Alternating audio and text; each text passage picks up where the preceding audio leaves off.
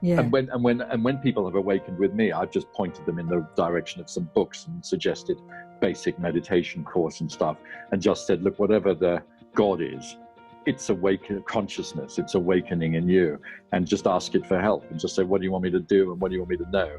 And people will come. It's like the great thing about this planet is you come with your whole soul family, I guess. So you've got like 1,000 people pretending to be the local milkman or what, you know, what you do, and people just show up at the right time and help.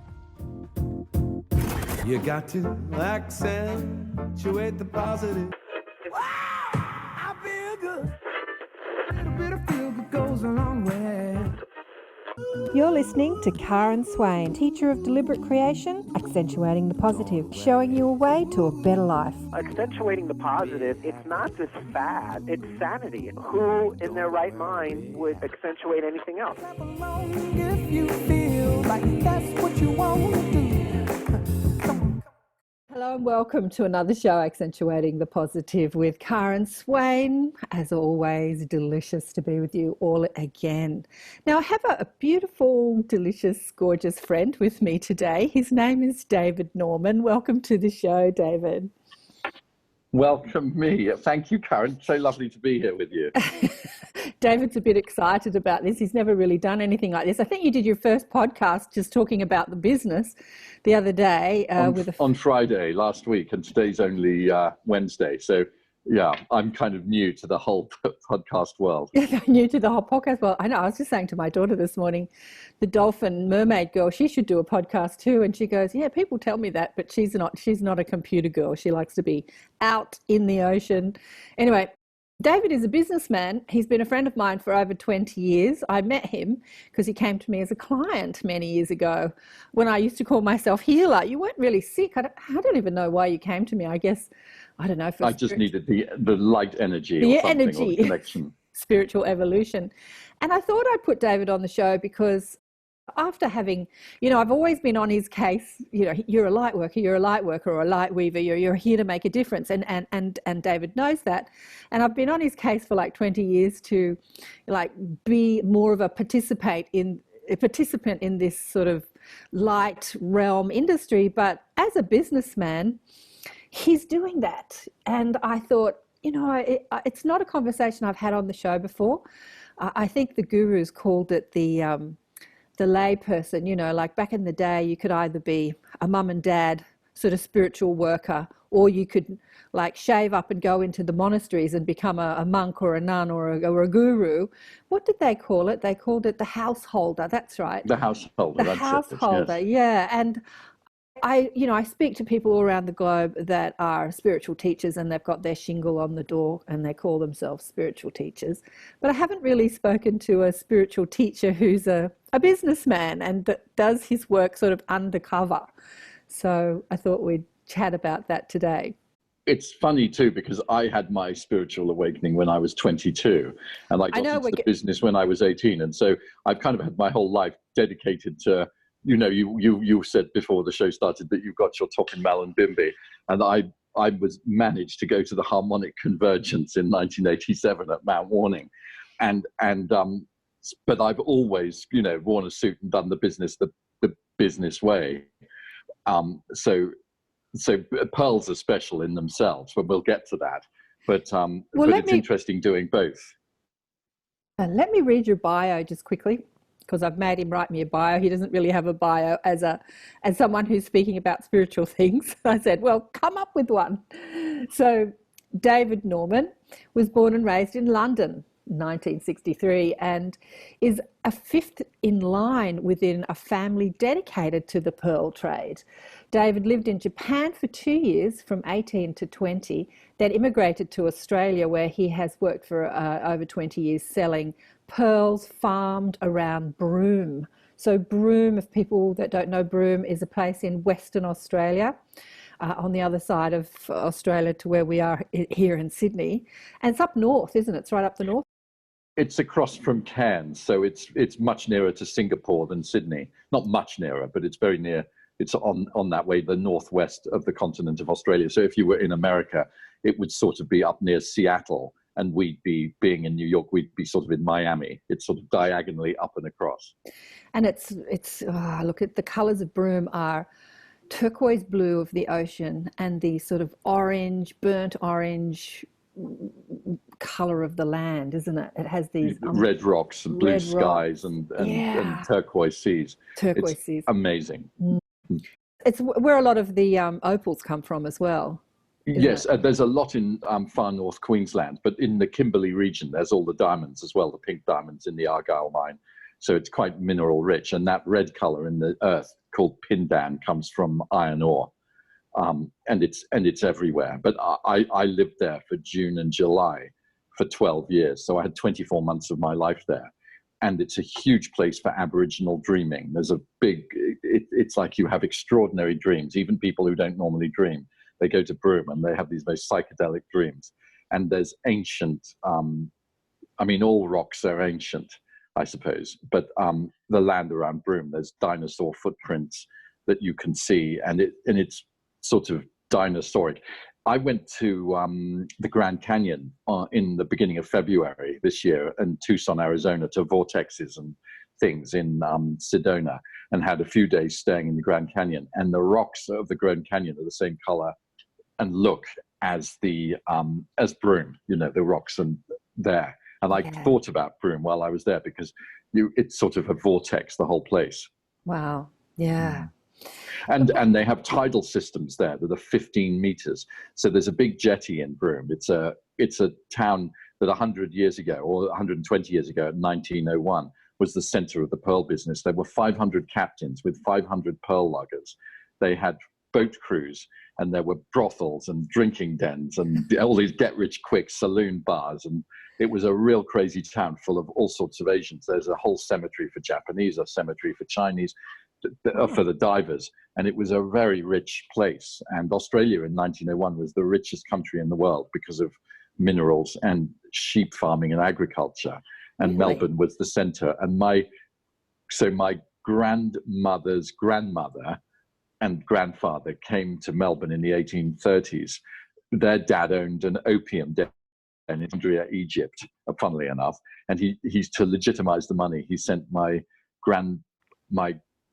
grandmother's grandfather, one to Canada and one to Australia, to Melbourne, to be diamond dealers. And they couldn't make any money as diamond dealers, but pearls were the rage. And so they were good pearl dealers. And there was a huge business in the shell for the mother of pearl buttons and the inlay of Bibles, pistols, cutlery. And if you found a natural pearl, it was amazing. Cartier swapped a building in New York, which is their shop on the corner of 56th and 5th Avenue, for 2 pearl necklaces and $100. And today, of course, the building's worth $50 million, and it's their beautiful shop on 5th Avenue. But back then, people thought they were mad. And Marie Antoinette's natural pearl sold for $35 million American dollars in November in Christie's, Geneva, in the auction house. And so natural pearls, you could see why there was sort of fever. And Broome was the center of the trade because there's a beach there called 80 Mile Beach, and it's full of oyster shells. And all the modern pearlers, the modern business, you don't just go and open an oyster and hope for a pearl. You catch your oysters from April, May, and June. Then you seed them with a nucleus. The oyster's irritated and it makes a pearl. And that's and they're farmed in locations, kind of secretive locations. And there's these 15-meter tides. So the water's flushing in and out of Broome itself and the pearl farm. And it raises and drops 15 meters. It's a huge tide. So diving for pearl shells isn't for the faint-hearted, but it's an extraordinary business in a very pristine environment. And the Aboriginal elders there do ceremonies and say it's everywhere's sacred probably in Australia, but there's a lot going on in that whole area, And the pearls are a great, how would you say, they're like a metaphor for real life, because the oyster's this prehistoric million-year-old animal, and you pop a nucleus in, the oyster's irritated and it gives you amazing pearls.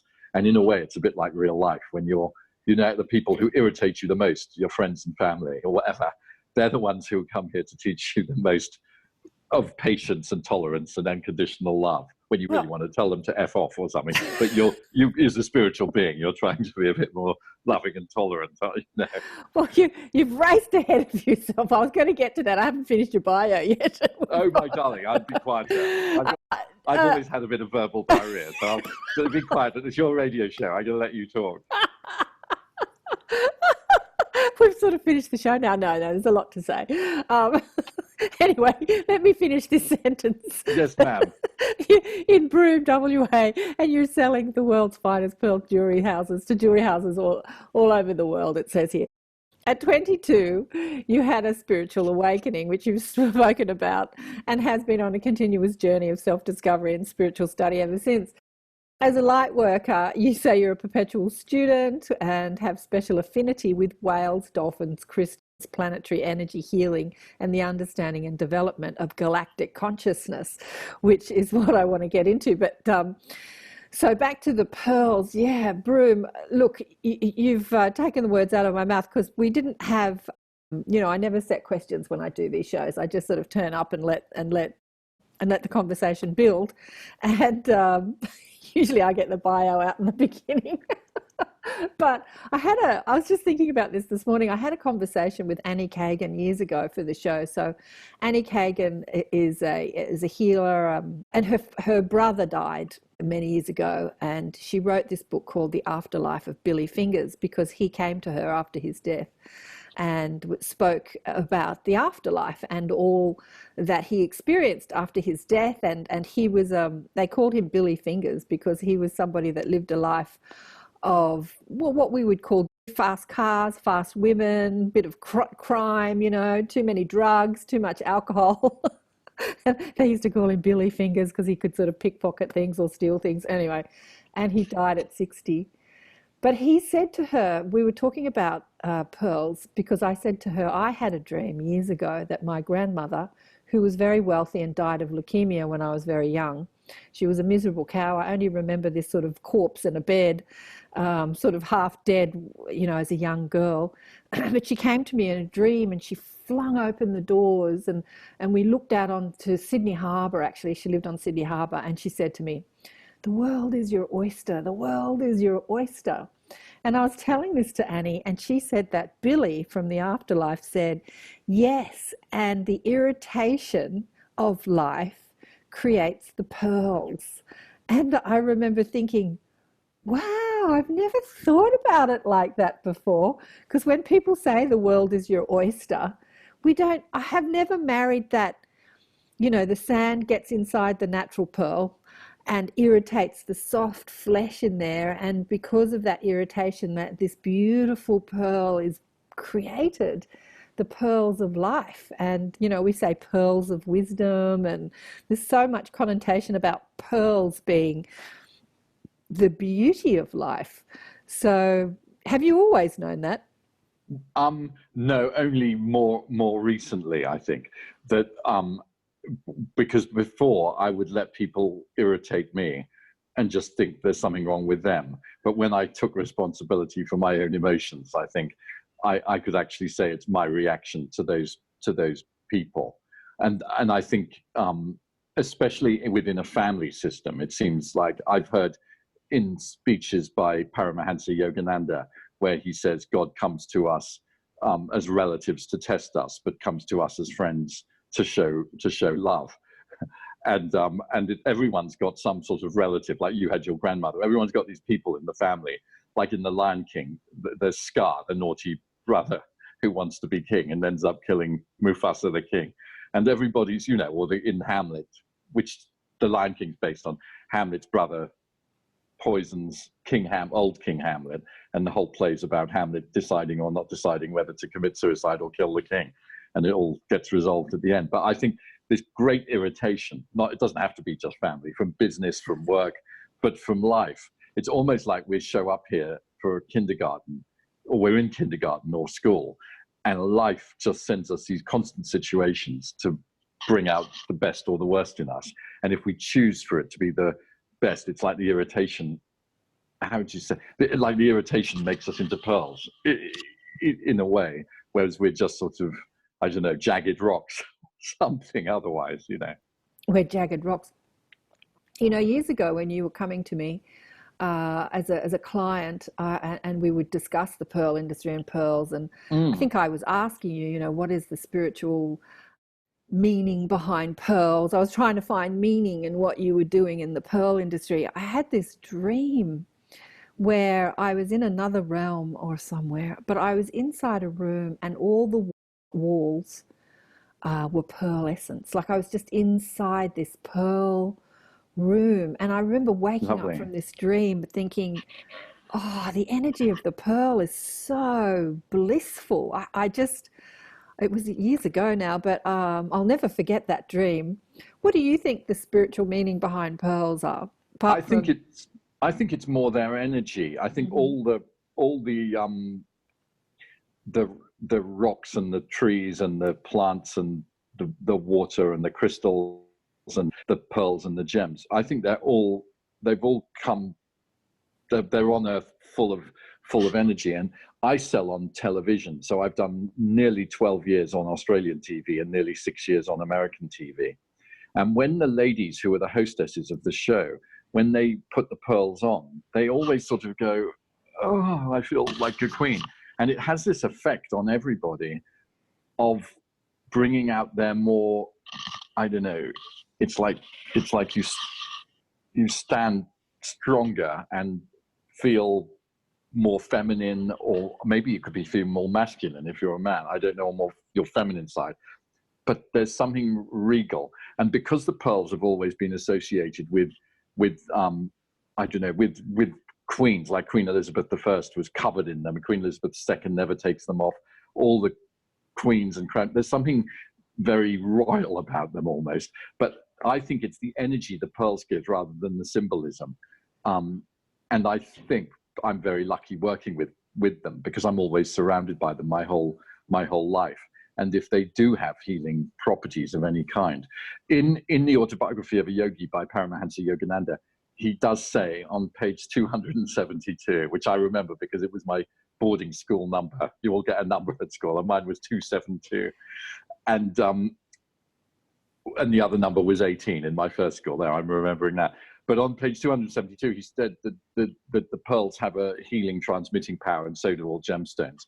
And so, although people wear them for adornment, they really do have healing properties as well, like crystals or something. So I think that's more than the symbolism in a way. Well, I was thinking about that, and I was thinking about the industry, like your industry as a business, and it's full of men. And it's become about the money, you know, how much can we get for this pearl and how much, it's sort of like trade and money. It's become a business, but men don't get they don't wear pearls, you know, like men don't wear pearls. In our day, maybe back a few hundred years ago, when men were very adorned with jewels and wigs and fluffy clothes, and they could wear pearls, but not in mainstream society much. But a lot of divers and surfers have a pearl around their neck, and I've had one but I don't at the moment. But I've worn them from time to time. And of course, the Indian Mughal kings all wore them, and Krishna and all his gopis all wore them. But on the whole, it's very dominated by men. I suppose the whole jewelry business is to some degree, even though the women who love pearls really, really get them and love them. But I think the pearl people, it's so hard to grow pearls. You're not fighting nature, you're working with nature, but it can be so adverse that it's not really all about the money for the farmers. I think it really is. There's an obsession and a love of pearls. And I'm great friends with a man called Nick Paspaley, and he leads the dominant family in Australia. I worked for his company. I got my dad's passport out the other day for this radio interview on Friday. He went to Darwin to visit Nick Paspaley Sr. in 1964 and 67, and I was just looking at the stamps. And it's a very family business, you know, the pearls, and goes through the generations. But they make a quarter by money of the world's pearls, and they're very good business people.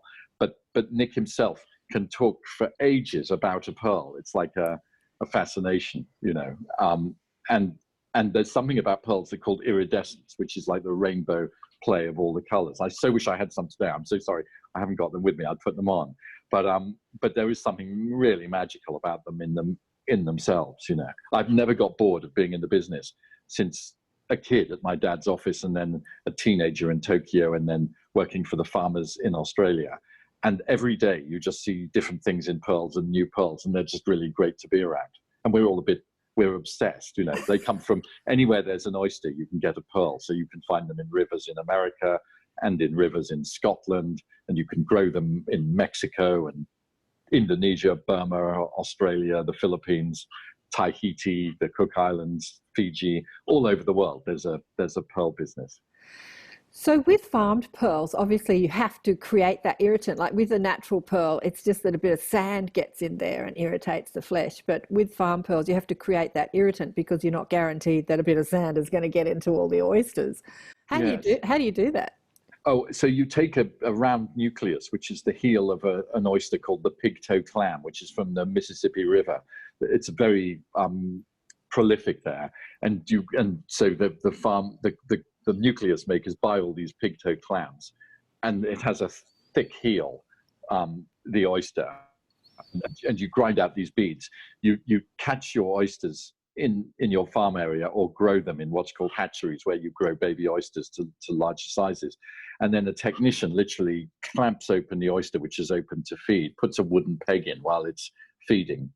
You take your oysters, you pop them in a basket in a tray, they open to feed, you put the clamp in, you take your oyster out of the basket and prise it open, make the cut, put the bead in, let it close immediately and put it underwater. And 2 years later, you open the oyster and you take the pearl out, and then you put another bead in to make another pearl. And you can use the oysters again and again. And then you can put the oysters back in the water to propagate. Oysters are hermaphroditic, and they have quite an interesting sex life too. And they're both sexes, but they do manage to make baby oysters, which is quite a feat in itself. Yeah. Well, tell us about that. They're lying on the fascinated bottom of the ocean, literally. And I think the female oyster opens and releases some sort of, she kind of must send some telepathic signal. I'm ready. I don't quite know how it works. And the male oyster can send sperms to fertilize her eggs. And they sort of fly across the ocean to the other, because oysters are quite solitary. They don't clump together on the ocean floor. And I've seen it on a sort of National Geographic channel, how it works. And so you see these little sort of clouds of stuff, which must be oyster sperms, lapping across the water into the other oyster. And that must be how the miracle of baby oysters is. And then the oysters have baby spats, they're called. I've never thought about how an oyster gives birth. How does an oyster give birth to another oyster? Do you know, I did study that before, but I can't tell you in real time because I don't want to say a lie and be inaccurate. But I think they release little tiny specky little eggs and called spats, and they just grow out. And the shell I guess the shell is the shell houses the oyster, but if you ripped open the shell, it's like a sort of floppy piece of jelly, but it's a whole organism in itself. And the outer shell is purely its house, like a snail. You know, exactly like a snail, where he lives in his house. But he grows his house. I mean, he grows his house. It's part of. He doesn't find the shell and get in it, though, does he? I've actually never thought about this stuff. We have to go to David Attenborough for all this. Sorry, and I'm awful. I failed biology. Like I'm 10 out of 10 in the class in that. But when you say they're hermaphroditic, so they can, like a blue groper fish, they can, when they're young, they can change sex. I don't know what determines why they want to, but it's like a fault form. I'll be female today, or I'll be male. So I'm totally kind of getting some aha moments about the whole consciousness of pearls. So David and I lives up the road. We go for walks often and chat away. And I was a bit worried because we chat about so much that when I interview friends, we've had so many conversations, I forget to sort of, repeat that conversation on the show. But we were talking about the consciousness of whales because you're whale obsessed, and you said that you went to see He's got his whale T-shirt on today. I've got 5 of these T-shirts, and in COVID, for some reason, all I want to do is wear whale clothes. I've no idea why. But that's my COVID memory. You do know why. I know why, because I love whales. Well, it's interesting. And I want to be one if I can, or I've been one. Well, you are one. I'm whale crazy. I'll start making the whale noises or something. Look, I've always said I look like a beached whale. Karen. Most people agree. No, but we were talking about the consciousness of whales because I was watching a show with David Langdon, and he was interviewing some channel who was channeling the Arcturian 11th dimensional beings or something, and she was saying that the whale energy is 5th dimensional, which is more group consciousness. 4th dimensional is when we come into more unity and harmony and collaboration over competition, but 5th dimensional consciousness is more when we know ourselves as one, and we're we're experiencing life in a more group as a group. As a group, like we're not doing, marriage where it's about you and me, love against the world. We're sort of in this together. And as I'm thinking about the consciousness of oysters, I'm thinking that they also hold that vibration of probably 5th dimensional consciousness,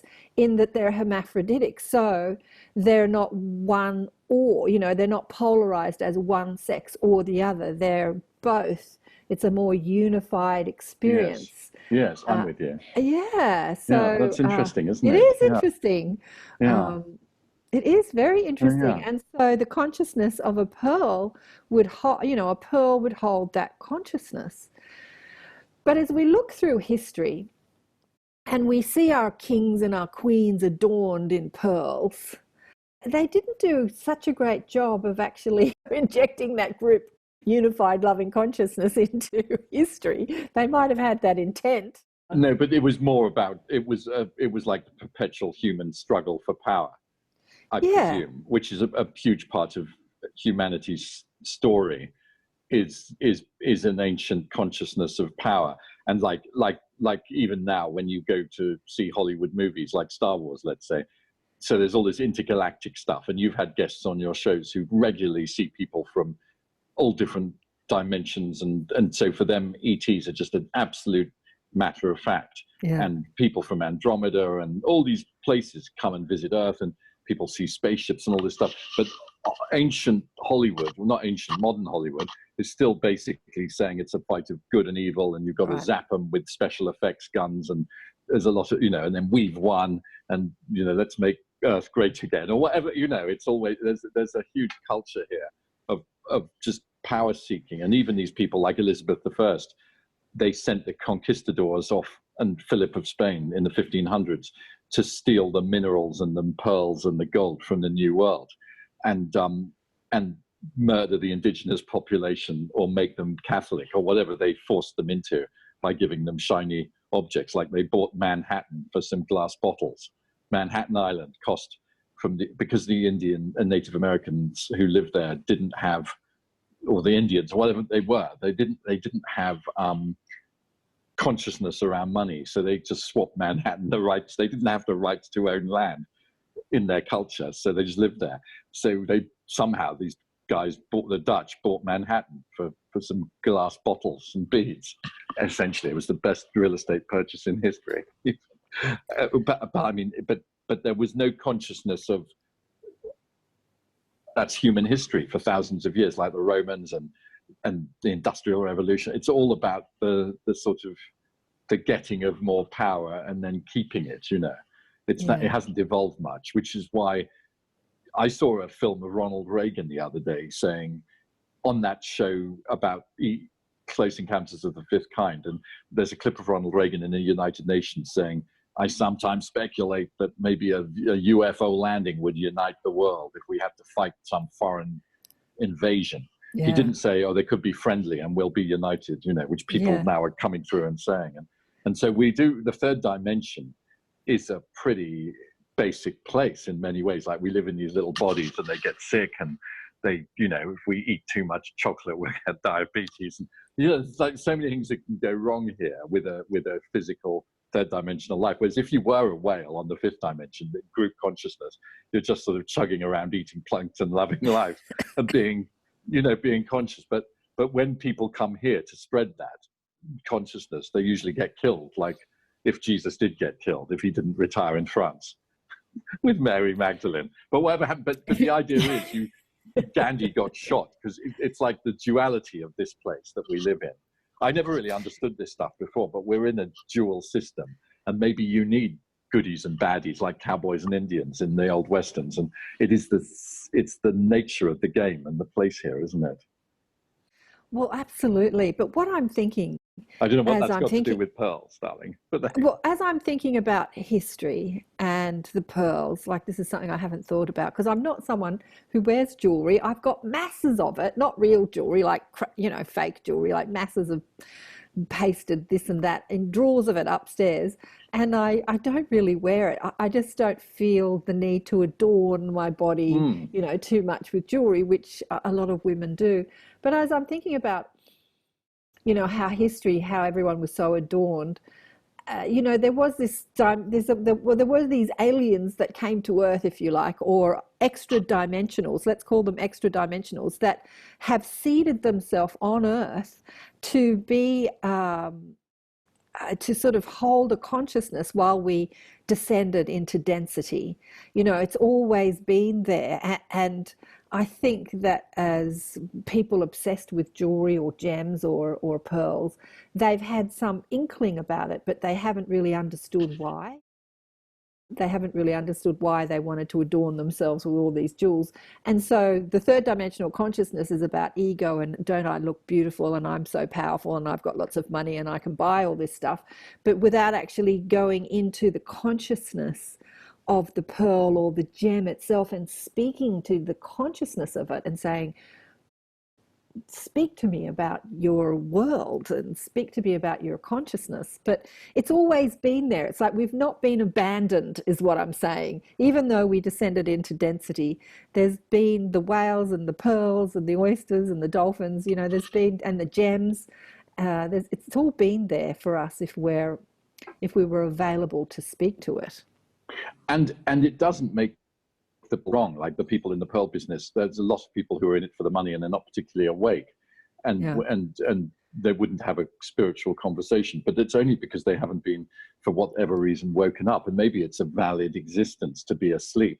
Yes. And just do things and be things, And also the jewelry business, I would imagine as well, had huge role over the years for women when they couldn't, when women couldn't own property. They might inherit it if their husband died and left but the minute their husband died, the children got it all, the men. And women just didn't have any rights at all through history. And then there were nations like the diaspora of the Jews who've been hounded around the place for a few hundred years. And so jewelry was a way of carrying money and wealth. As well as adornment, I think. It was kind of important. That's why diamonds are quite popular in bad times as a way of transporting money for some degree, and something that you could just wear or eat if you had to, literally, if you had to get it out.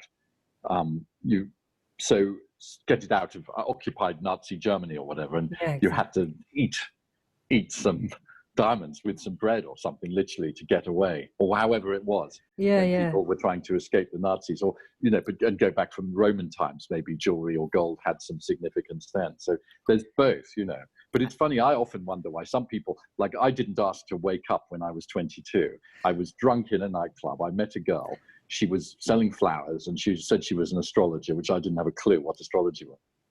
I was quite drunk, but she was pretty. So I asked for her phone number, and she said, "Oh, you don't want to be with a girl like me." And she was 10 years older than me. I was 22. And we went for dinner, and she said on the phone when I rang up for the date, she said, "Oh, I'm a Buddhist vegetarian. I don't drink. I don't take drugs. And I often do Vipassana courses." And I thought in my own selfish way, oh my God, what are we going to talk about? Right? Because I was like meat and whiskey, was my diet, and French fries. And drugs and drink, and we went for dinner, and of course she told me her life history, and I didn't have to say a word. And then then we said goodnight. And when I woke up the next morning, I'd woken up, and so my wake up took the form of I remember I noticed life everywhere: ants and rain and sunlight and trees. Everything was like teeming with life, which I hadn't noticed before. And I knew there was a God without knowing what it was. But I just knew there was something running the whole show, or a consciousness in everything. And I knew I'd lived before, but I didn't. But the week before, I was in a friend in the Pearl Business's office, and we were joking about reincarnation, and I just killed a fly and said, "Oh my God, I just killed Henry VIII." I just slapped a fly, and then it died, and I said, "Oh God, I killed Henry VIII." But the following week, I had this great reverence for life, and then I basically gave magical powers to this girl I'd had dinner with, because I thought she woke me up, like she was some sort of guru-y, agenty thing, and went on this journey, and I did whatever she said. I became vegetarian. I was doing Vipassana the following Christmas, this 10-day meditation thing, when I couldn't keep quiet for 3 minutes, but and I got into astrologers, and then I had a fascination always for healers, and I became aware that light would come out of my eyes and hands and heart and feet without me doing anything. I've never learned how to do anything with it, but I know if I stand on the ground and send light in and imagine it coming from upstairs, or if I travel all the time when I'm not grounded like now, but I'm going to America 10 times a year. There's always panicking passages, and I know I can just beam light to them and ask for some angels to come. And I don't know where this knowledge comes from. I've never learnt it. It just goes with being a human, I suppose, So it's quite a journey. But the majority of the people in the business world, when I talk about this stuff, like if I was at dinner with friends who were normal business people, and one of them, who were very closely related to Rupert Murdoch, so they're from this gigantic media family, and I was talking about the possibility of there being life on other planets, and he said, "Could you really believe there's life on other planets?" But of course the question is, could you really believe there isn't? There's like 60 billion zillion planets out there. There must be something. It's not that we're the only one, we just can't perceive it. But for mainstream business friends, or other friends who think when you talk about reincarnation, it's like you're mad, unless somebody in their immediate life has had a near-death experience and gone down the tunnel and seen the light. But it's all a lot of hocus pocus for a lot of people. And I think, in a way, having got the disguise of being a business person who buys and sells for a living, it might be part of the job to help people, because there's going to be this mass awakening now. I think everyone's been shut down, and there's be a sort of conscious remembering, and it's very confusing at first. I remember I just did what I was told, gave this good, nice lady, who now hates me, by the way. We see each other at Bronte Beach, and she walks by and says, "You're such an asshole." And I don't know what I've done. We just didn't stay together. But I don't know what happened. She was a very gifted astrologer and a very nice woman, but we were chalk and cheese. We weren't meant to be together, But let me ask you. Okay, so you're 22, she's 10 years old, she wakes you up. She wakes you up just simply by having a conversation about all this stuff. Well, I'd say I've had the same experience with a few people now, but I've had a conversation with them, and they've woken up spiritually the next day. They just it has happened. I remember. Yeah. Yes, but I know I'm not the waker-upper. I'm the catalytic converter. Right. So the awakening comes through a conversation with David, but it's not like he woke you up, because often they say to you, "Oh, you be my teacher and my guru," because you would give magical powers to the waker-upper at first, because it's such an extraordinary, exalted state to go into awakening when you've been asleep before. Like 1 minute I'm killing flies and drunk and wondering where the next sex is coming from, and I'm 22 years old, and the next minute I'm doing Vipassana, meditating for 10 days, going to India, looking for gurus, reading spiritual books, studying Gandhi's autobiography, and going to light classes and healing classes. I went crystal healing and being amazed by life.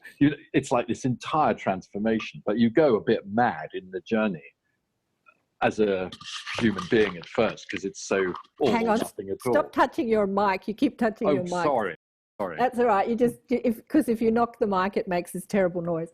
So go on. So 1 minute you're drunk and killing flies, and the next minute you're going to Vipassana, or you're unconscious and you're suddenly conscious. So it's a very new world, but you don't know nothing about.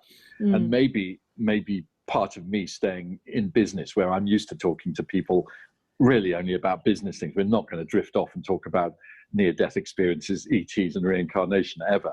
We're going to talk about the next deal and how bad the flight was, and this real basic boring stuff. And maybe if a lot of people are going to awaken, as been predicted by so many soothsayers and mediums and people, that the humanity is going through the most massive awakening since what, like the Industrial Revolution or something, or Roman times. And we're going to shift for the next so many thousands of years into we, not me. Then maybe people like me who've lived on both sides might be useful, just even chatting about it, that it's not quite so you're not going crazy. It's just an awakening. Yeah. And when people have awakened with me, I've just pointed them in the direction of some books and suggested basic meditation course and stuff, and just said, look, whatever the God is, it's awakening consciousness, it's awakening in you, and just ask it for help and just say, what do you want me to do and what do you want me to know? And people will come. It's like the great thing about this planet is you come with your whole soul family, I guess. So you've got like 1,000 people pretending to be the local milkman or what, you know, what you do, and people just show up at the right time and help. Like when our business was not doing great, I met a woman on a flight and she said, oh, will you sell pearls on TV? So I thought, all right, we'll do that. And it worked amazingly. And then there wasn't enough business, and I was peeing. I wasn't peeing yet. I was standing in the queue in Las Vegas at the trade fair for the gents to pee. And the man in front of me had a badge on saying, because you all get badges at trade fairs, saying CEO, Gem Shopping Network, Duluth, Georgia. And I said, oh, are you in TV shopping? And he said, yeah, I'm the boss of a network in Georgia, a jewelry network. And I said, do you have a pearl guy? And he said, oh, we fired him 2 months ago because he went on a rival channel. And I said, oh, can I audition? But if I didn't need to pee, and a friend of mine didn't know who this guy was, I might never have chatted with him. And now I've gone to Georgia 60 times in 5 years. 50 times in 6 years, the other way, 10 times a year for all this time. And all sorts of magical experiences have happened in America. I get to go to the Grand Canyon and Sedona, and I've met Carolyn Mace and all these people that you can get to see and go to their workshops. But I'm actually there meant to be selling pearls, but all this side stuff happens, you know, so I know you're amazing, you know, for someone who's not really in the industry that I'm in, because it's like it is an industry and I make this my business. It is the way I earn money, is to awaken people, I suppose, or help them on their path, or get them connected to their psychic abilities, or, you know, just to do this, to put conversations on the show and get people. So many people have emailed me and said, just watching your show has made me wake up. And I just, you know, that I love that. And I love that they don't see me as the reason for it, because I'm just some girl, you know, chatting, having conversations with people. So I'm not the guru that's woken them up, because that just gives, you know, that just takes people's power away. So I love that you're just... we're like the servants of consciousness. If consciousness is trying to come through, we're people are the conduit. Like Jesus must have been like that. He must have gone into some village and said, got a sandwich, mate, or whatever he said. And they said, no, we've got this moldy old bread. And he suddenly, you know, feeds the whole village with a miracle. But if you could meet a bloke like him, a man like Jesus, and you were just standing there and you were sick and he healed you, or you'd get this massive awakening vibe if you were lucky enough to be around in those times, wouldn't you? It would be, you'd think. But although people put so much attention on Jesus as a person that maybe he is God, or he is to the Christian religion, so he's a bad example. But if he was a conduit of consciousness, just by, you didn't know who he was, say you were a visiting businessman from Senegal, and you happened to be selling your fish off your boat in the market in Nazareth or Jerusalem or whatever, and he came by and looked at your fish, you might get this wave of energy, but you wouldn't even know who he was. Because it amazes me that all those people who went to the New World, they converted the Portuguese, who was a tiny little nation with great ships. They converted Brazil, one of the biggest countries on earth with the most mineral wealth, into a world full of Christians. But they were having a great job worshipping the sun before. But whatever power that is, it's incredible. I don't know what this has got to do with waking up, actually. It's more to do with conquering the new world. Conquering the new world. Yeah, Jesus. Well, I believe that many people hold the same consciousness that Jesus did, you know, 2,000 odd years ago, because we've moved in consciousness. And back then, you know, someone with that sort of consciousness was seen as a god, yes, or a miracle worker or whatever. But there are many healers around the world that, I don't know how many people can walk on water, but anyway. But how many light workers going back? there are on the world? Do you think like there's 7.6 Billions. billion people? Do you think billions of people actually, or all humanity can do this kind of stuff? They're just not I think awake at least to it. about 4 billion. So one in 1.5 people, more than 1 in 2. Look, I think we're all light workers because we're all, you know, this is where we get into polarity as third dimensional. We say you are and I'm not, or I am and you're not. And we separate, we put labels on things, we identify things, and we create this separation. But every single being on the planet is an extension of the source. And so every single being on the planet has access to exalted, higher wisdom. Everyone. There's not a being here that does not come from this unbelievable realm of incredible, infinite creative potential. There are just some people that have come into density to forget that completely, and some that have, you know, forgotten that less, and some that are awake and more awake and more awake and more awake. And it's just access to awareness, really. And we were joking about that the other day, saying, if you're always in the light and you're this amazing light being, it might be really, and you live 400 years as an average, or 1,000 years as an average lifetime, it might be quite exciting to just forget everything and go and be some unconscious earthling and just eat, drink, and be merry, for tomorrow we die, and just live a life of debauchery like Slippery Fingers, or what was he called? Billy Fingers, Slippery Fingers. You know, I'll steal, I'll take some drugs, I'll sleep with some women, I'll have that life, now I'll just die at 60, and then I'll send some messages to my sister from the other side. Well, that's what I loved about that story, was that Billy Fingers was this sort of, you know, like iffy human being, but as a soul, he was this higher consciousness that was just amazing. And so we were joking about the other thing, which was, you know, if people go for a reading and want to know about the future from a tarot card reader or a psychic, you always want to know basically love, money, and health. So when you're younger, it's like, am I going to have some love? Yeah. And then when you're middle, am I going to have some love and money? And when you're older, it's like, am I going to have okay health? And I'd like some love and money, but my health's more important, you know. And I noticed that we're talking with my friends who are older. We talk a lot about health when they're over 65, but we never did before. We were talking about how to make more money, but now we have to go through all their health problems. And when in the business, when it's like, how are you? Yeah. And we were joking about spirit guides. Like, everyone comes here with these guides. And I was joking, like, what on earth do they do? Because we're never listening to them much. Because we don't listen much, human beings, to our guides. Some people do, I'm sure. But like, what do the guides do while they're busy? We were joking, when they're waiting for us to take their guidance, do they meet in a bar and complain about their humans that they work with? Like, say they get 1,000 humans to work, no one listens at all. And it's like, God, I was with Harry in Minnesota, and he just won't listen. Give me some. I'll have a double whiskey, please, because, you know, in his bar. Well, maybe they've got millions of people they look after, and somebody listens, you know. Well, luckily they live outside of time and density and polarity. So, but it is funny to think about that. Okay, going back to where was not sidetracked. We were talking. Well, I don't know where we were. This conversation with you, I keep coming up with things to talk about, and then we go way past it. Coming back to, I don't know where I am. I have no idea where I am. Trying to keep some linear perspective. We were talking about the business people and the awakening.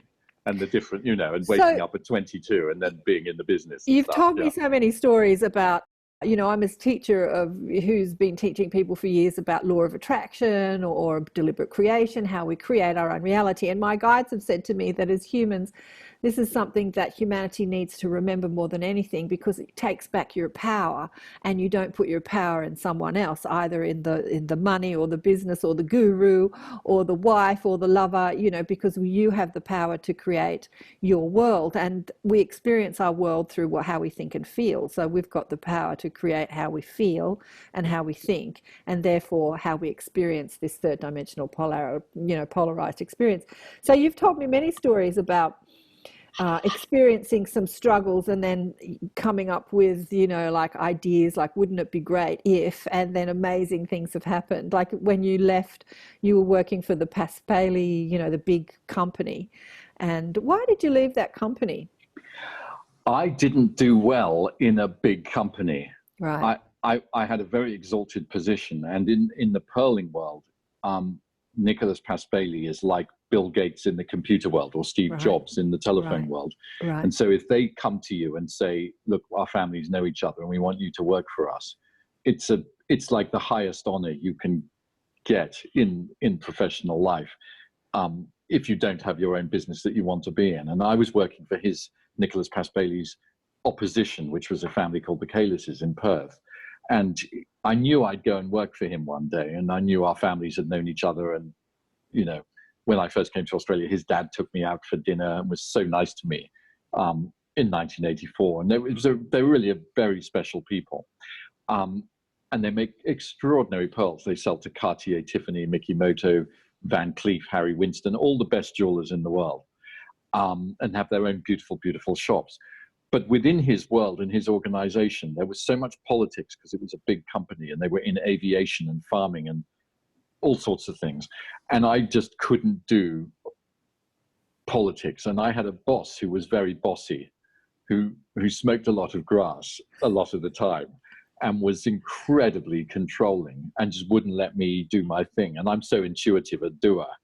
If you let me do something, I can do it. And I built up a big network. I'd opened offices in New York, and we had one in Hong Kong and one in Sydney. And I trained the family, and I knew what I was doing with my own intuition. It was working fine. But the bloke who was the actual CEO of the company, not the chairman, was just too controlling. And I just didn't like it. And I kept thinking, I just want to do my own thing. And I was called really deeply to do it, you know.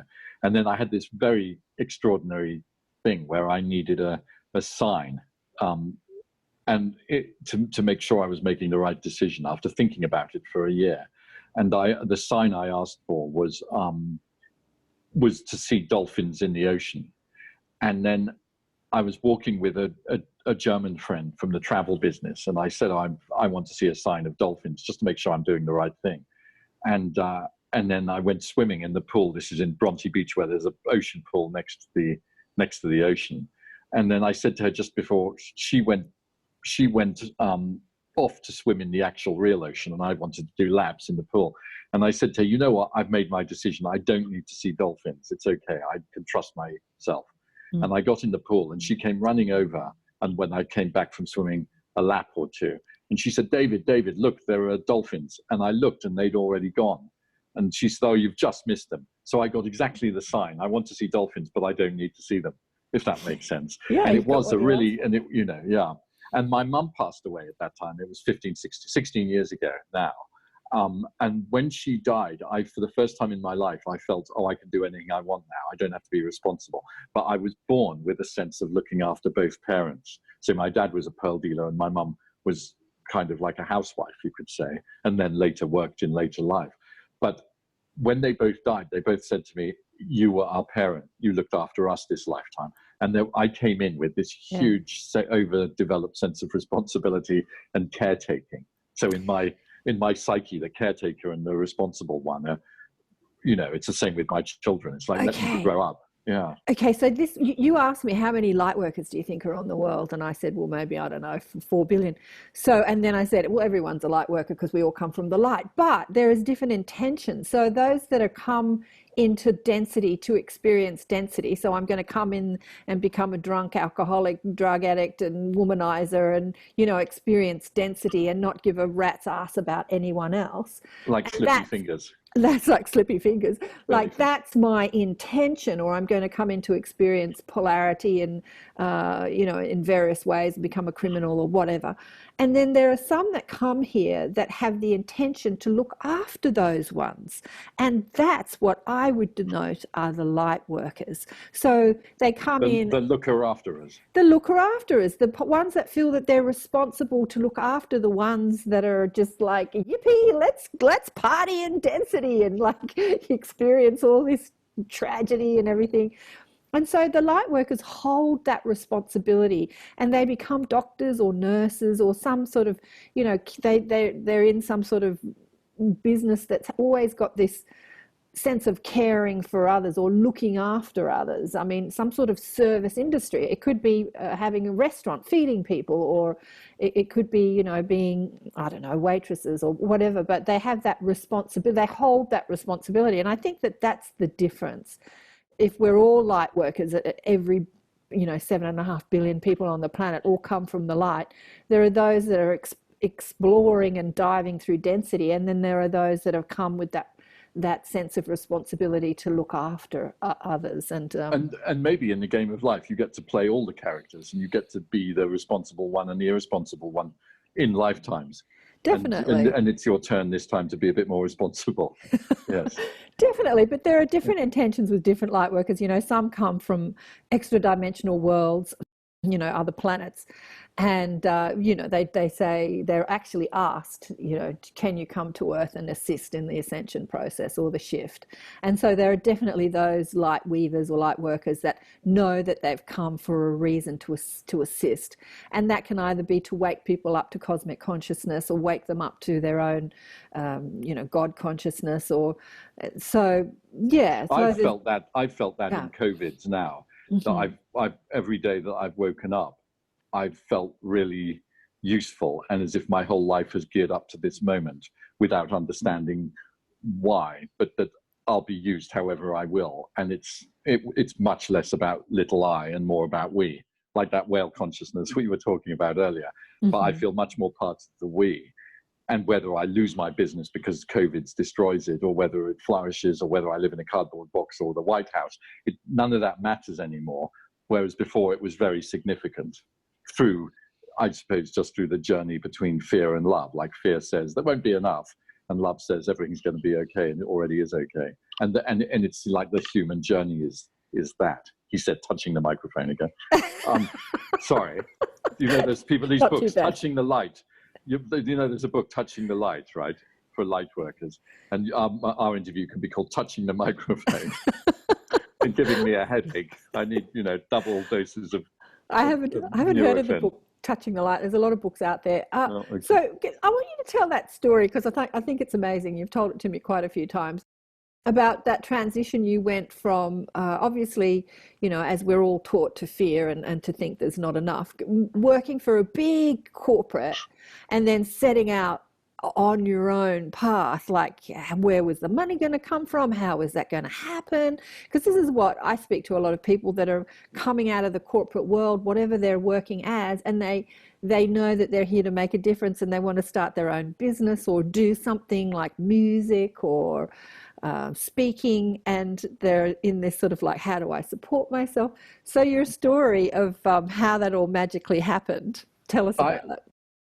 So I had some money, but not very much to start the business. I kind of needed more, but I just felt it would be okay. I had my dolphin sign, and it seems crazy to make an entire life decision. I had 2 children and a wife. It seemed crazy to make a decision. But the feeling of, if I stayed in the corporate situation, I felt I was dying and would die. But I couldn't describe it, because if I said that to a normal person, like if I said it to my boss, if I stay here, I'll die, he'll just say, look, you're paid so much money. I was paid a fortune to that job. It was incredibly high paying. So it wasn't about the money. It was just the feeling of death if I stayed. I was dead inside and not being true to myself. And I'm a great believer, the Polonius in Hamlet says, this above all to thine own self be true. It's the most important piece of information, because if everyone is themselves on the planet, then everything's perfect and everyone's being who they need to be for the other people to learn who they are too. And we're all learning like who we are and who we're not. And I wasn't a corporate player. So I just did it. I just did a series of things that led to the next right thing. So there was a good friend of mine called Bob, and his nickname's Bob Manifest, because we've had 10 years by now, when I left my job, of talking about how you manifest things. Like, do you dream them? Do you creatively visualize them? Do you ask God for them? How do some people just manifest stuff? Parking spaces, strawberry ice cream in winter, whatever it is, beautiful girls, beautiful boys, whatever. And he said to me, I'm going to a seminar about something. Investing in real estate. Will you come? I need to take a buddy. You have to bring someone for this seminar to grow the business. So I went with him, and the guy said, did you know you can have your own superannuation fund nowadays? And I didn't know that, but that's what I got out of the thing. So I rang an accountant, who I knew, and he said, yes, you can make your own superannuation fund, and you can start a pearl business with it, or invest in things. So we did it, and then I had some money.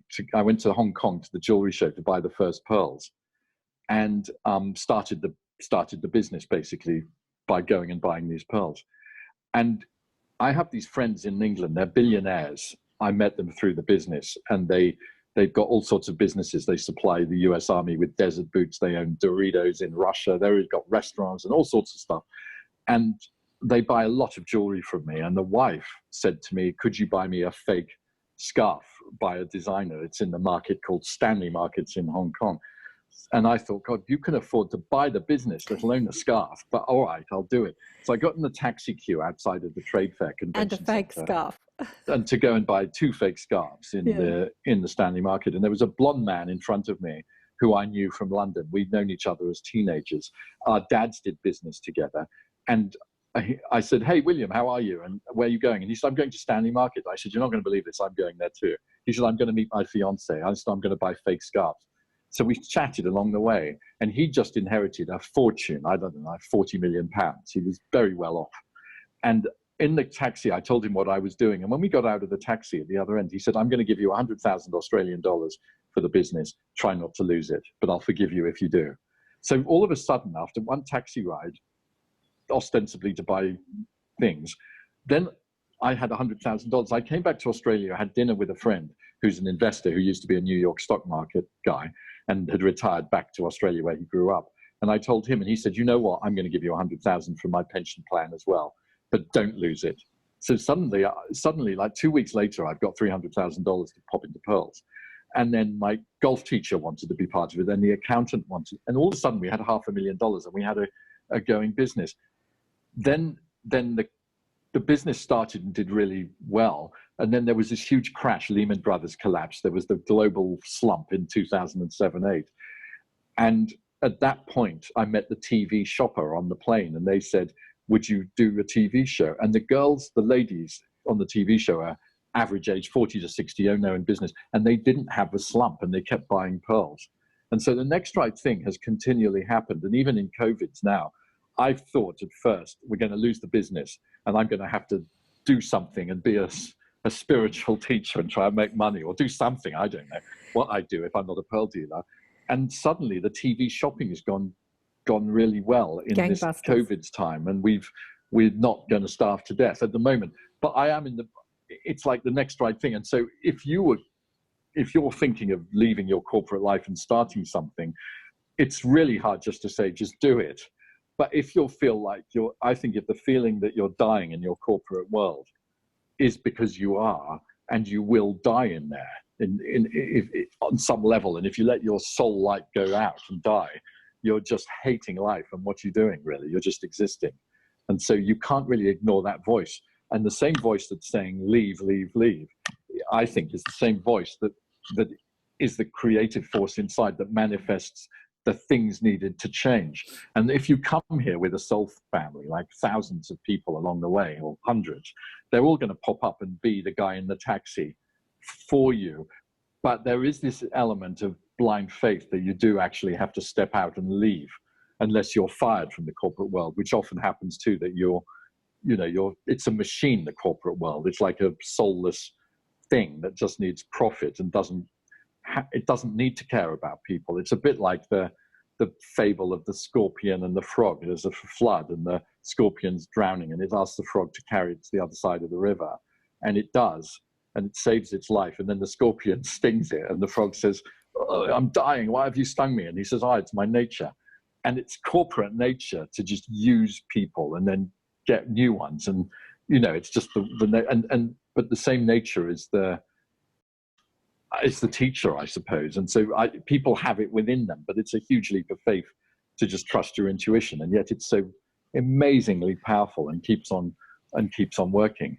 Well, it is amazingly powerful, but there's an element that's really important, and I never counsel people to just leave, because if they don't believe that they are loved and looked after, leaving anything that they deem as secure is just going to make them feel more insecure. And that feeling of less security is actually going to manifest more problems, you know, like getting thrown out I totally everywhere. agree. So, but with you, you know, you had that blind faith, you know, people call it blind faith, but it's that feeling.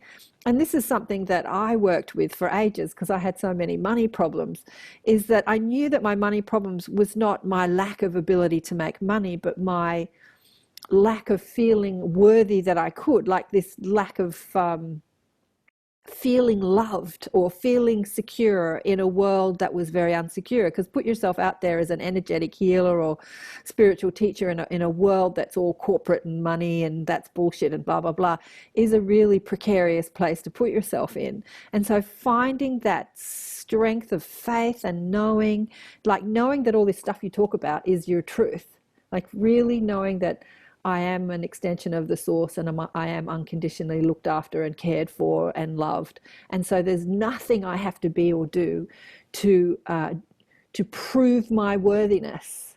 There's nothing that I need to do to prove that I am loved or worthy. That is just like knowing your worthiness and knowing that you're loved. That's the energy that you can make those leap of faiths with. You like not knowing the next step, not knowing anything and just jumping and just going, you're going to look after me and I'm excited to see how that manifests. You know, like I'm really excited to see how it comes about. Yes. I had a very dear friend who passed away at 97 called Lydia Duncan, and she was a therapist. She studied at RADA, Royal Academy of Dramatic Art in London, and was an accomplished actress and was an amazing woman. She studied under Nisargadatta Maharaj Ji, who she said destroyed her, broke her ego, and then recreated her, so to speak, or helped her. And she taught voice dialogue, which is this therapy by Hal Stone and Sidra Winkleman from California. Hal Stone was can I tell you about it for 1 minute? It's very interesting. Sure, So Hal Stone was a Jewish, liberal, Berkeley-educated, wealthy intern in a hospital, learning to be a psychiatrist, marching against apartheid and for civil rights and all this stuff in the 60s. And one day, a black patient in the hospital hit him in the face in the rounds, and he went into a blackout. And when he came out of it, he was on top of the patient, pummeling him and calling him names. You effing this, you effing that. And he was so shocked that inside his liberal Jewish March for Peace kind of guy, there was this raging, racist beater-upper, that he went into deep therapy about it. And he discovered through the therapy voice dialogue, which is a form of Gestalt therapy, that you're made up of so many selves and voices. There's the pusher that says, come on, exercise a bit more and do one more lap or work one more hour or edit one more radio show. And there's the critic that says, God, you look like shit today, go get a life, or whatever, or criticize other people, or God, he's boring, or whatever. And it's constantly there nagging away, criticizing. Then there's the responsible parent saying to your daughter, you shouldn't go out dressed in one t-shirt in the winter, put on more clothes, or whatever we do, you know, like don't drink and drive, all the stuff we used to do. And then there's the alcoholic, drug-addicted lunatic who wants to get drunk all the time. And we wrote this whole collection, like Lydia used to say to me, you're the ringmaster, but there's a whole circus going on in there. But you're the general awareness within which all these voices are coming out. And I think, so there's a voice in this leaving the corporate world. This is the point of the story. There is a voice that says, I want to break free, like that Freddie Mercury song. I want to break free. And I want to break away from my thing. And then there's a frightened child going, we're going to starve to death if you break free. Go back to work, you idiot. So there's a bunch of, I said, there's a frightened child inside who's saying, you're not leaving your secure job and your secure world, you asshole. Get back to work and make more money and make me feel safe.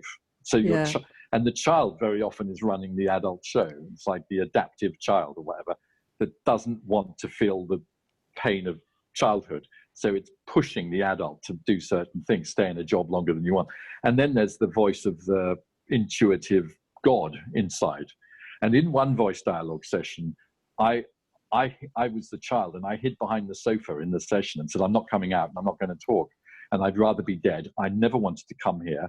And I wish I'd committed suicide because I was born with the cord around my neck.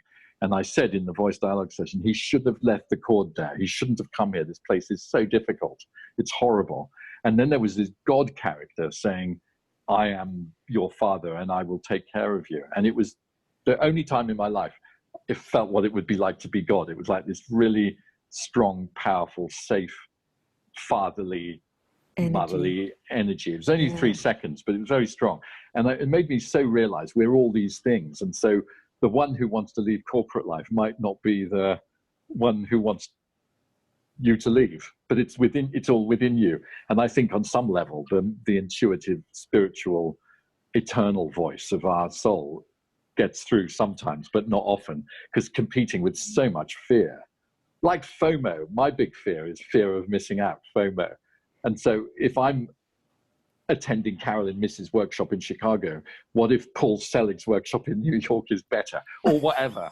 I've had that my whole life, and then you're not really where you are now because it's more interesting over there. It was more in nightclubs when I was in the 80s, and I thought, the other nightclub is where all the action is. It's a bit boring here.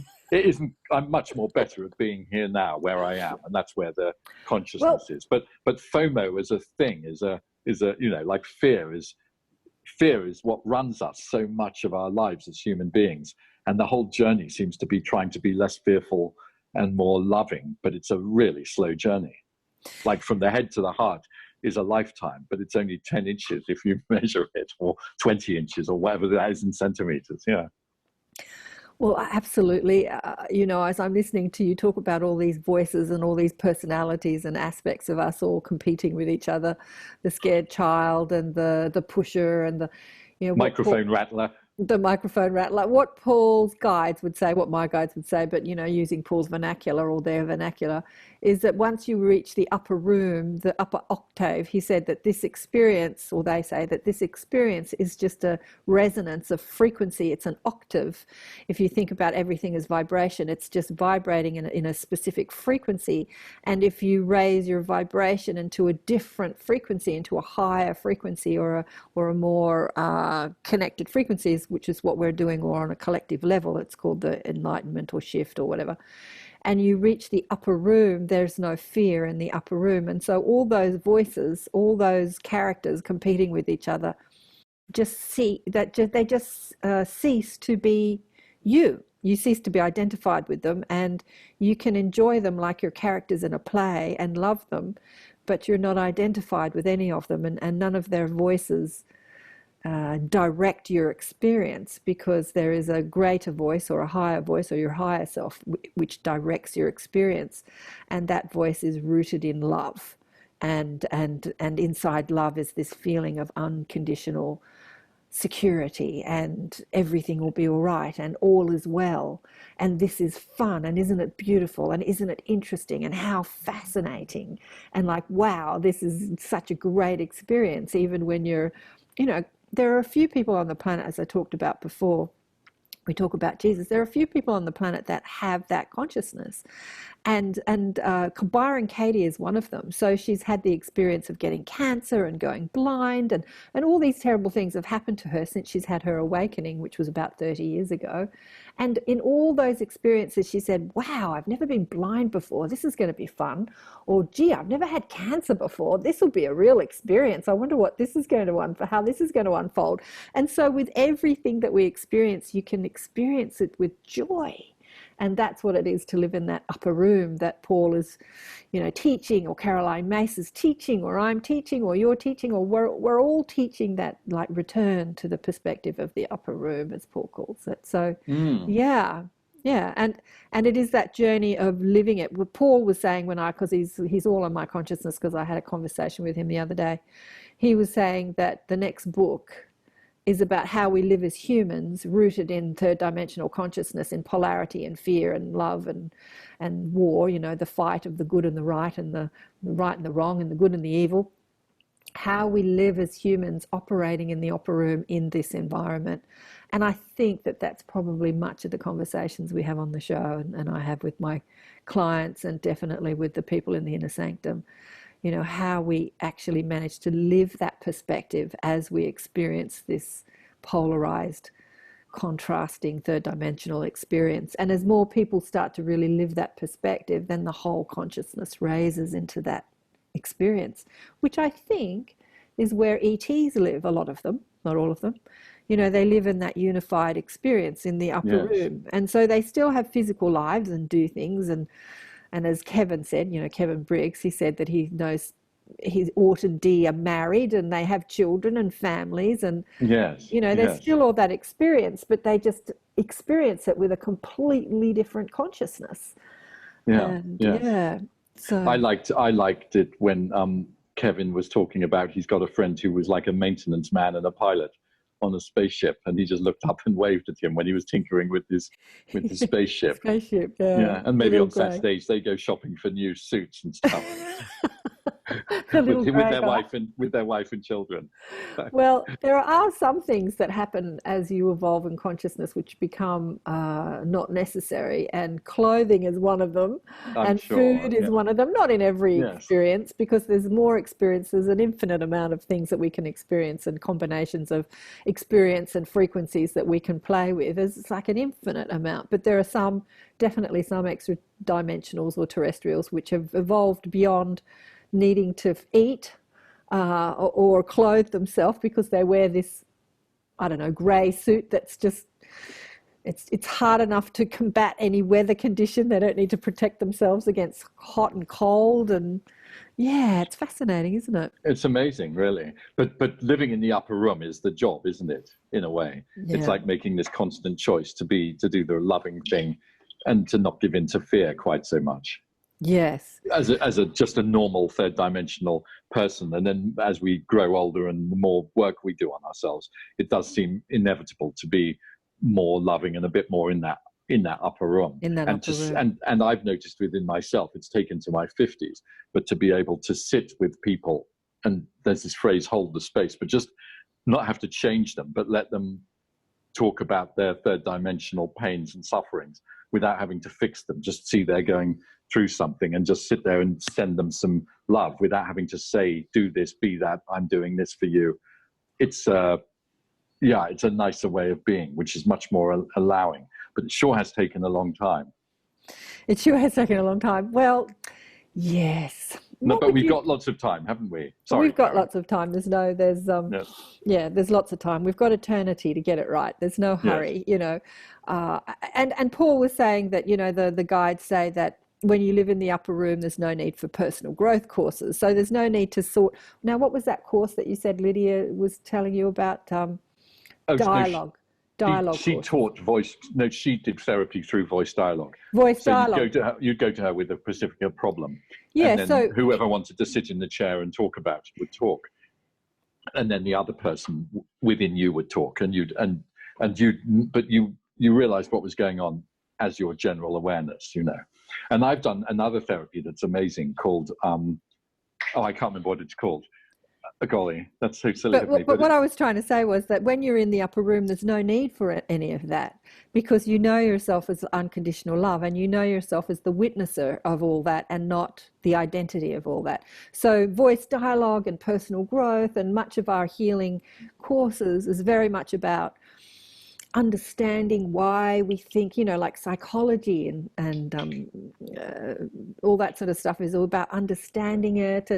But when you're in the upper room, you just have this instant awareness, like you just see life through a completely different perspective, and all that attachment to your drama just melts away. So, and he was saying when I was talking to him the other day, you know, they're not saying there's anything wrong with personal growth or voice dialogue or any of those. He said, if you want to experience that, you know, they're as delicious as anything else you experience here. But once you enter the upper room and live from there, it's not necessary, because there is no fear in the upper room. Yeah. I get that conceptually, but for the millions of people who are going to be waking up, I find that people like you and me, we can talk about things so matter-of-factly because we've known each other 20, 25 years. But for new people who are just waking up now, it's so higgledy-piggledy that maybe you need that kind of it's not old-fashioned, but that mode of discovering who you are. Well, absolutely. Because you don't just go click, I'm Jesus. Well, you don't. but some can. Everyone wakes up at a different level. Like I was speaking to Michael Tamora, who is another great teacher I've had on the show, and I meant to have a conversation with him on the last show and explore this further with him, because he said there's different levels where you awaken, and I think the majority of people that are awakening right now are awakening to. Someone sent me an email saying, you and your guests seem to talk about this COVID thing like it was an conspiracy theory. And then she said, by whom and for what purpose? And those two questions I found very powerful. If you're completely asleep to what's happening in our world, and then you start to wake up to the fact that all is not, we're not living in Wonderland, all is not as we think it to be, you start to wake up to the corruption and the control. And she said, by whom and to what purpose? And then those two questions have so many answers. People go, oh, the reptilians are controlling us and the evil cabal. And, there's so many stories about that whom and for what purpose. But I think that a lot of people are waking up to that at the moment, that all is not as it seems, and there is some sort of control, and then they're asking by whom and for what purpose. And I think they're great and the questions. veil is breaking away. It seems like duality. It's not like if whole countries are not doing lockdown, like Sweden, let's say, for whatever reason. And the Italian parliament the other day wants to arrest Bill Gates, saying he's for crimes against humanity. And if people are saying, like, why? Like, what's he done? Or why has Sweden got away with it? Or why has Thailand got 44 cases and 100 deaths, and Thailand 44, but there's going to be 2 million unemployed? Like, what is going on? It is the big issue of 1,000 years to make people actually question what on earth is really going on this planet. That's the mass awakening, is the questioning. Like people are starting to question as they stop drinking the rhetoric from the mainstream media and every second. They're starting to ask questions. And so there are many different levels of awakening. Some will just open up to the questions, like I'm actually going to start questioning my reality, and some will just go straight from asleep to the upper room, and everyone in between. And then some will do personal growth courses, and some will do crystal courses, and some will learn to meditate, and some will connect to their galactic guides, and some will start channeling. It's as varied as humanity is. And we can't say that the awakening is any one set thing. It's this vast array of experience. Yes. But en masse, what I'm seeing as people are just sending me video upon video, I'm just loving it. I'm just drinking it all in as I'm watching people say, rebel against the lockdowns and rebel against their government. And they're starting to sort of scratch their head and go, nah, something's going on here. This doesn't smell right. My perfect life doesn't look right anymore. So it's so fascinating to just, my guys just say, just watch and just keep watching. Keep watching. It's a great show. Earth 2020. It really is. Yeah. I saw this great documentary about Muhammad Ali and how he fought for civil rights and black rights in America, and he refused to go to Vietnam to kill people he didn't know when his battle was at home, where they didn't have the vote and they were segregated, and all his people.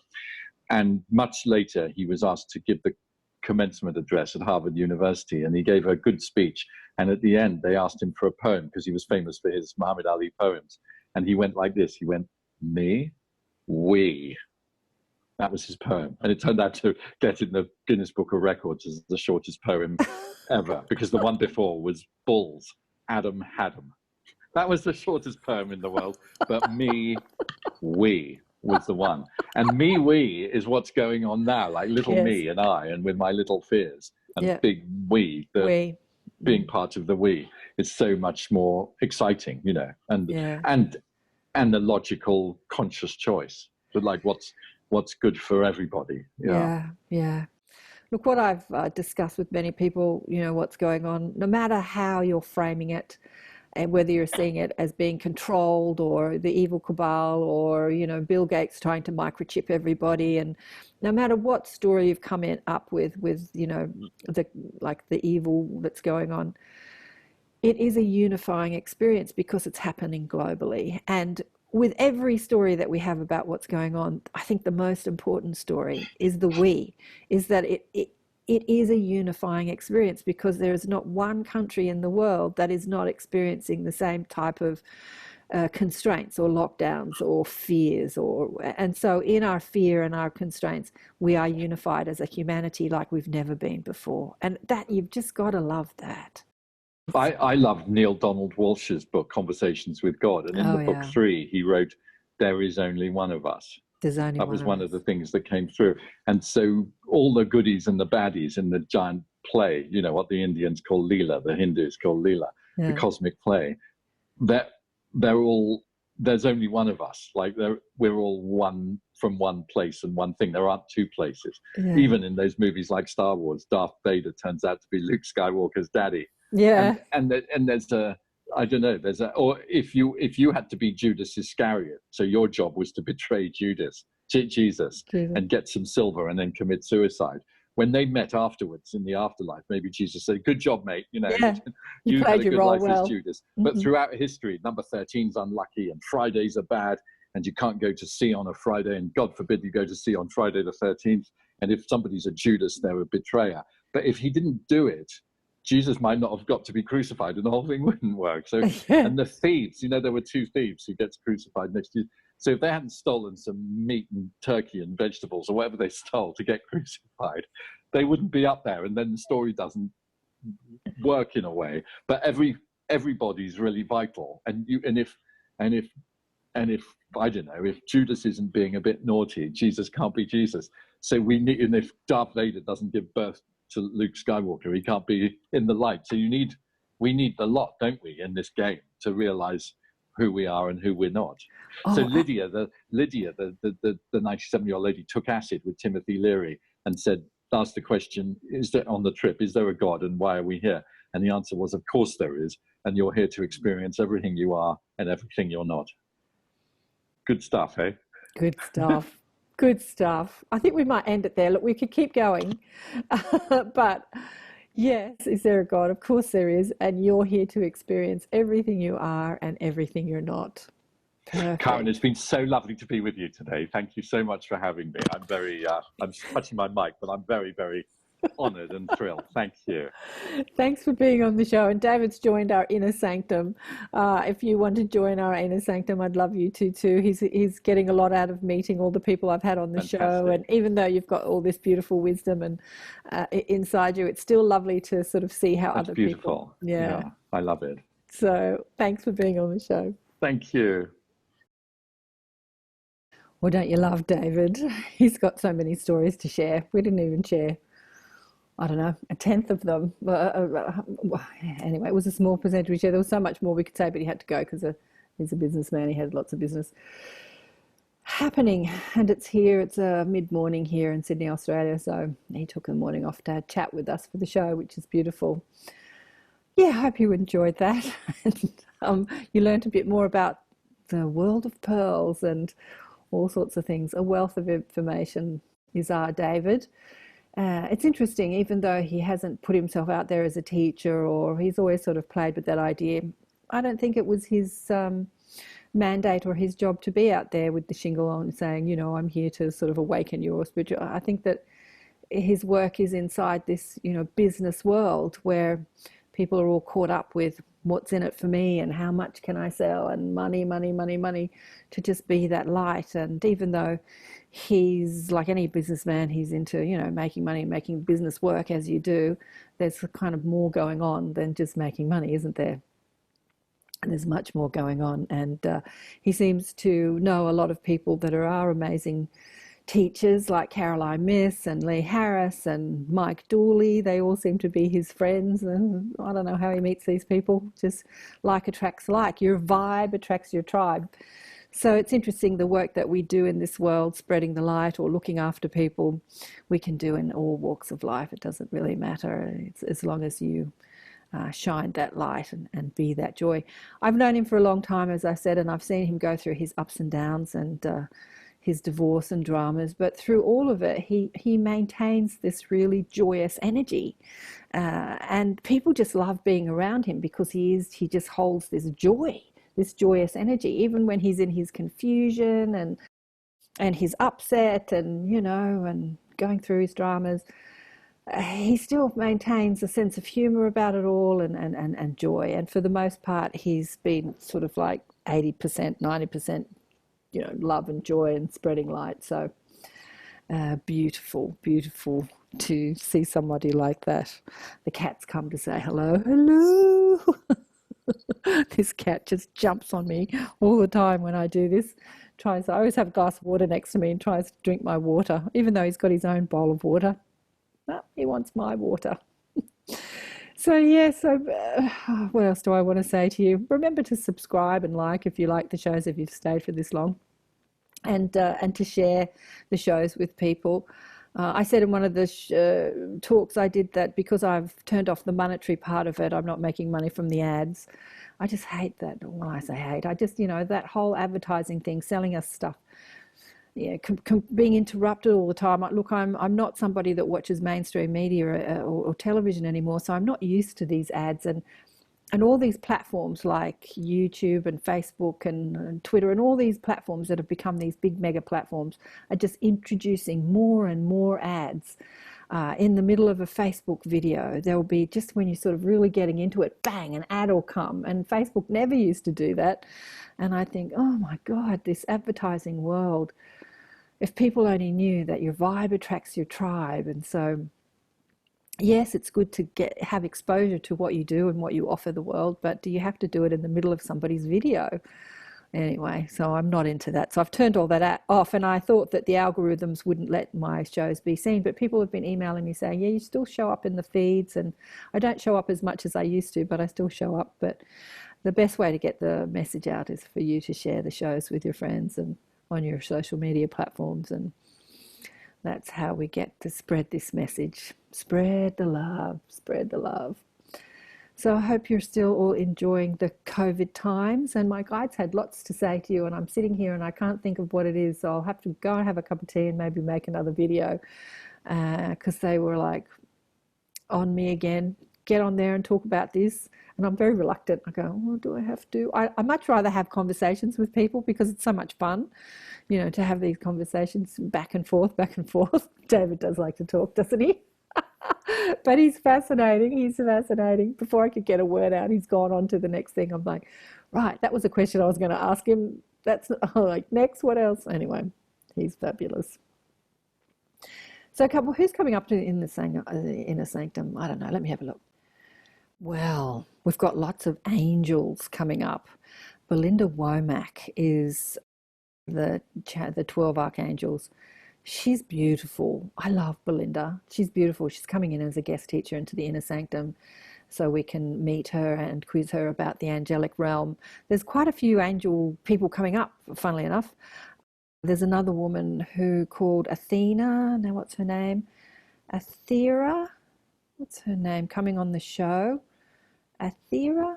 Anyway, she's another angel woman, speaks with the angels. And Danielle Gibbons is coming back on the show, who channels Mother Mary. And Tina Louise Spalding and I were having a chat about her coming on the show. I don't know if we've actually pinned down a date for her.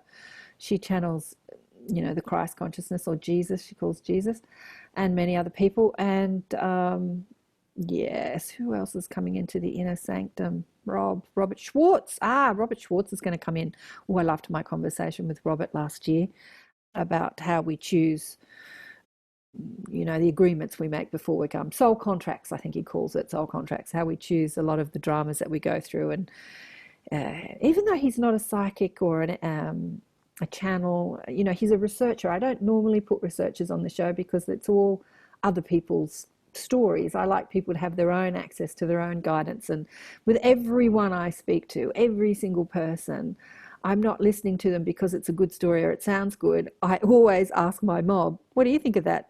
Who are these people? Tell me more. Like, I've got that inner guidance that guides me with people.